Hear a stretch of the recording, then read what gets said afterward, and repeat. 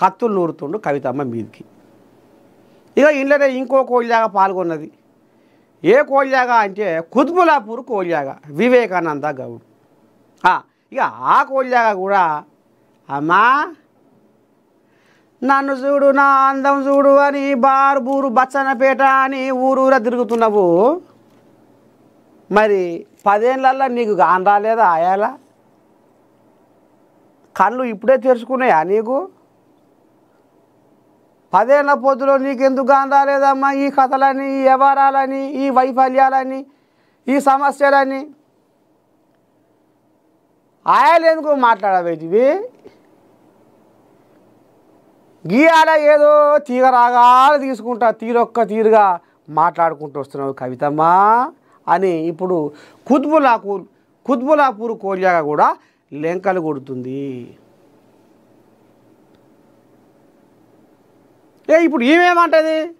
మా బావ ఎంకటి ఆడునవే అంటే నీ ఎంపటే ఉంది కుంపటి అన్నట్టుగా మా బావ నా వెంటనే పడుతుండు. మా మేనబావ మొత్తం నా శుద్ధులే ఎంచిపోస్తుండు. ఎట్లా? పిల్లి మీద పెట్టి పిట మీద పెట్టి నేనైతే ఒక్క మాట అంటలేను. నేను మా మేనబావను పళ్ళు మీద పళ్ళు పెట్టి ఒక్క మాట అంటలేను మా మేనబావని. కానీ మా మేనబావ ఏంది నన్ను గీ ఎత్తున బదునాం చేస్తుండు పచ్చిపురుసు కంచె పలసగా. వాళ్ళతోటి వీళ్ళతోటి పెట్టి తిట్టిస్తున్నాను. పిల్లి మీద పెట్టి పిట్ట మీద పెట్టి నన్ను తిడుతుండు. అతను కూడా అలా పంచాయతీ అయితే ఎట్టుంటుంది ఇంట్లో? ఎంతసేపు చెప్పు అత్తది పై చెయ్యే కోడలి కింది చెయ్యే. నీ సమితి వచ్చిన ఆవే వచ్చి కుప్పమే కూర్చొని ఆడిస్తుంది ఆవే అని అత్త అంటది. ఇక పాపం కోడలిది అంతగానం అనలేదు కదా. ఇక ఆమె ఏం చేస్తుంది? పోరగాళ్ళ మీద పెట్టి తిడుతుంది. పోరగాళ్ళని బడి దోలాలని ఇక ముందర వేసుకుంటుంది.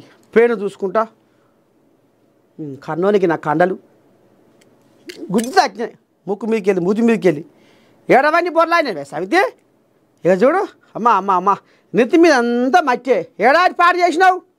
కడుపు గాల నీ కడుపు వచ్చిన ఏక దుల్కా ఇట్లా కోడలు తిరుగుతుంది. ఇప్పుడు ఇక ఈమె నేరుగా అంటుంది ఎవరు బావని.